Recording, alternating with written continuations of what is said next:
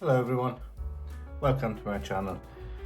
Today I will show you how to hard reset your Samsung Galaxy Z Fold 6 if you forgot your pattern or pin code or whatever you have. So for this I find it easier to just to fold it. Plug in a data cable, a USB cable. Okay.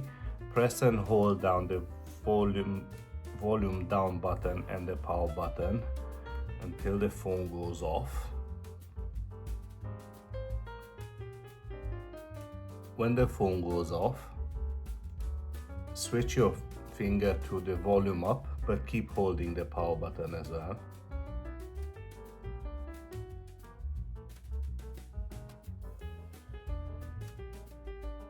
Keep holding. Now you can release the power button, but keep holding the volume up. And your phone is in recovery mode. You can unplug the data cable using the volume keys. So you will use volume down in this case to select wipe data factory reset.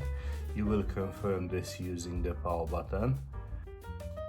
You have to select again factory data reset. Confirm using the power button, and your pattern is wiped. Just reboot the system now, pressing the power key, and you're all done.